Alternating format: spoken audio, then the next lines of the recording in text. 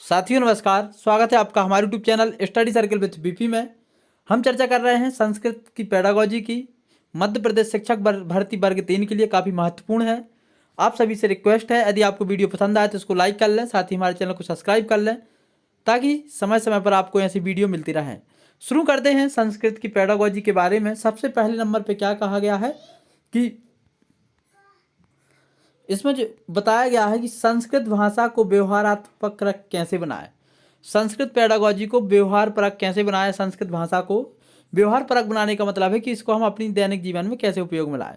संस्कृत भाषा को व्यवहार परक बनाना आवश्यक है। इससे छात्रों में संस्कृत सीखने के प्रति रुचि जागृत होगी, स्वयं सीखने की प्रवृत्ति का विकास होगा। इससे संस्कृत सीखना आनंददायी भी होगा। संस्कृत को व्यवहार परक बनाने के लिए कुछ स्वाधिगम इस प्रकार हैं, मतलब कुछ इस तरीके के अधिगम हमें करने होंगे जिस तरीके से संस्कृत भाषा को व्यवहारिक बनाया जा सकता है। सबसे पहला यही है कि पेडागोजी का हमारा कि यदि बच्चों को संस्कृत भाषा सिखानी है तो उस भाषा को हमें व्यवहार परक बनाना होगा। कहने का मतलब यह है कि जिस तरीके से हमसे सामान्य बोलचाल में हम हिंदी का यूज करते हैं, कई बड़े शहरों में या ऐसी सिटीज़ जहाँ पर इंग्लिश बोली जाती है वहाँ पर इंग्लिश का यूज करते हैं, वैसे ही संस्कृत को हमें दैनिक जीवन में यूज करना होगा। भले ही उसकी यूज करने की जो हमारी प्रवृत्ति है वो कम ज़्यादा हो सकती है, लेकिन जब तक हम संस्कृत भाषा को पढ़ेंगे नहीं, लिखेंगे नहीं, सुनेंगे नहीं, जब तक हम उसको जानेंगे कैसे। तो सबसे पहले हमें इसको क्या बनाना होगा, व्यवहार परक।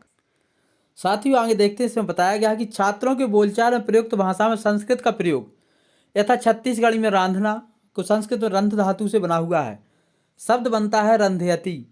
इस प्रकार स्नान शब्द जो है स्नान, उपवास का उपवास, दैनिक जीवन में उपयोग होने वाले शब्द या ऐसे अन्य शब्द हैं जिनको लिखना को लिख, चरना को चर, करसा को कलश, अंगरी को अंगुली, अंजरी को अंजलि। इस प्रकार अन्य बहुत से शब्द ऐसे हैं जिनको हम दैनिक जीवन में व्यवहार के तौर पर यूज करते हैं, किंतु उन्हें संस्कृत के सन्निकटता का ज्ञान नहीं होने के कारण वे इसे नहीं जान पाते कि ये सभी संस्कृत से निस्तृत शब्द हैं। यदि छात्रों को व्यवहारिक जीवन में प्रयोग आने वाली वस्तुओं के बारे में सूची बनाने के लिए कहा जाए तथा बाद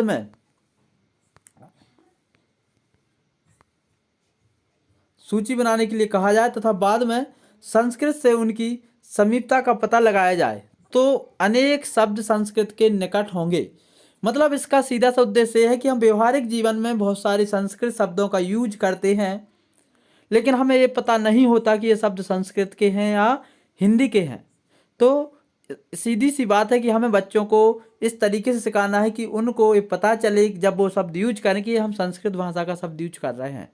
इससे उनको एक बात पता चलेगी कि हम बहुत सारे शब्द व्यवहारिक तौर पर संस्कृत की यूज करते हैं। जैसे कि हिंदी भाषी जितने भी राज्य हैं सबको पता है हिंदी की जननी संस्कृत है, तो लगभग 50% शब्द हमें डायरेक्ट संस्कृत से मिले हैं या फिर उनमें थोड़ा बहुत सुधार करके हमने हिंदी में यूज किए हैं। तो इससे हमें संस्कृत के बारे में व्यवहारिक नॉलेज मिलेगा, संस्कृत की हम व्यवहारिकता को जानेंगे।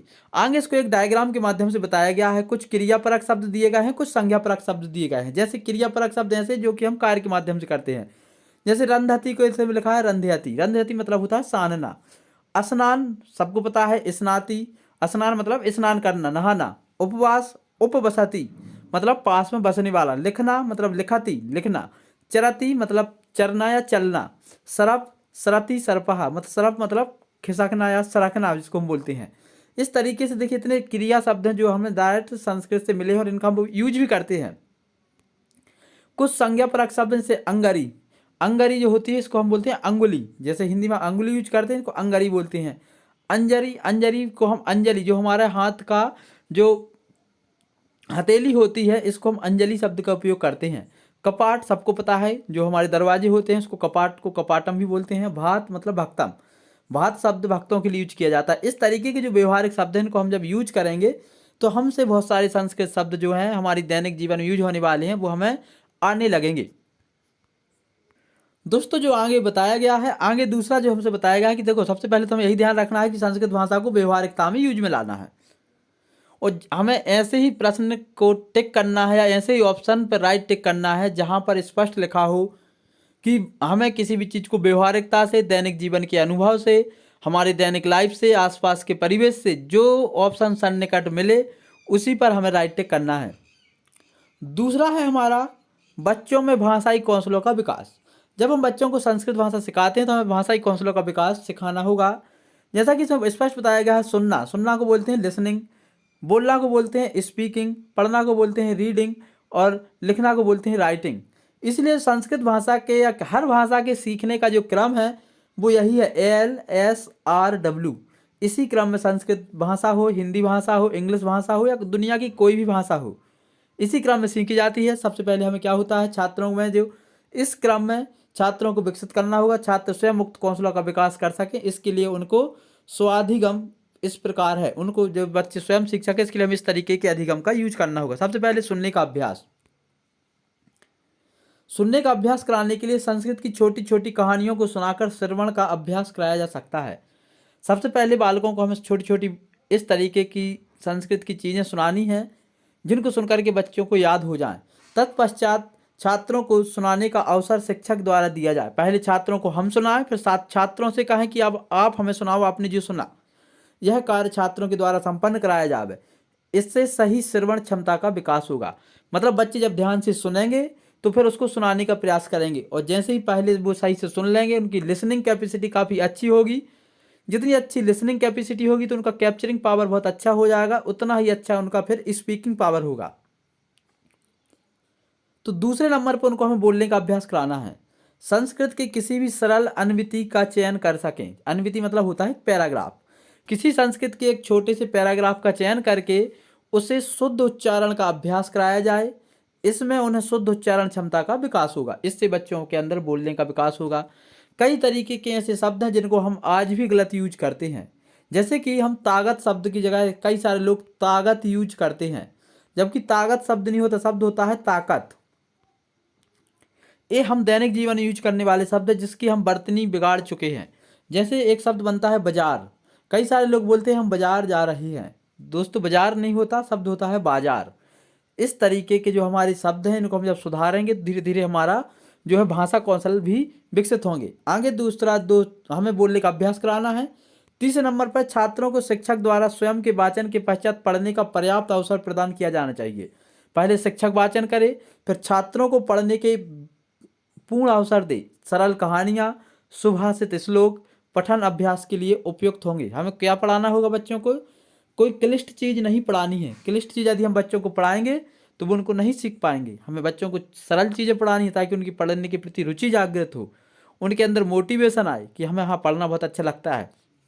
जैसे हम बचपन में जो सुभाष तानी श्लोक होते थे, हम बचपन में पढ़ते थे, माता शत्रु पिता वैरी एन बालू न पठती ना सोपते सवा मध्य हंस मध्य वाकुय था। इस तरीके के जो सूत्र हमने पहले पढ़े थे वो आज भी हमें याद हैं। इसी तरीके से और भी सूत्र हैं जो जिन्होंने कई तरीके की सूक्तियाँ पढ़ी थी, सत्यमेव जयते, इस तरीके के। तो ये छोटी छोटी चीज़ें हमें आज भी याद हैं और इससे हमें संस्कृत सीखने में काफ़ी सहूलियत होती है। अगला है सिखाने का अभ्यास, लिखने का अभ्यास संस्कृत का शुद्ध लेखन छात्रों के लिए एक बड़ी समस्या है। ये तो बिल्कुल स्पष्ट सी बात है कि संस्कृत लिखना कई सारे छात्रों को, क्या कई सारे शिक्षकों को तक लिखने में समस्या आती है। इसका कारण यह है कि हम छात्रों को लिखने का पर्याप्त अवसर प्रदान नहीं करते। तो हमें बच्चों को लिखने का पर्याप्त अवसर प्रदान करना है। शुद्ध लेखन के अभ्यास के लिए छात्रों को संस्कृत में गृह कार्य प्रतिदिन दिया जाए। इससे उनमें संस्कृत लिखने की क्षमता का विकास होगा। शिक्षक ऋतुलेख लिखा करके छात्रों में संस्कृत लेखन का भी विकास करा सकते हैं। तो हमें 4 चीज़ें देखनी है कि पहले नंबर बच्चों का सुनने के लिए उनको बोलना है कि बहुत अच्छे से सुने। फिर जब वो सुन लें तो उनको बोलने के लिए बोलें। जब वो बोल लें तो इसके बाद उनको हम पढ़ने के लिए कहें और पढ़ने के बाद उनको लिखने के अवसर दें। और इस क्रम में हमें संस्कृत भाषा को सीखना है। सबसे पहले एल, फिर एस, फिर आर, फिर W. L for listening, S for speaking, R for reading, W for writing.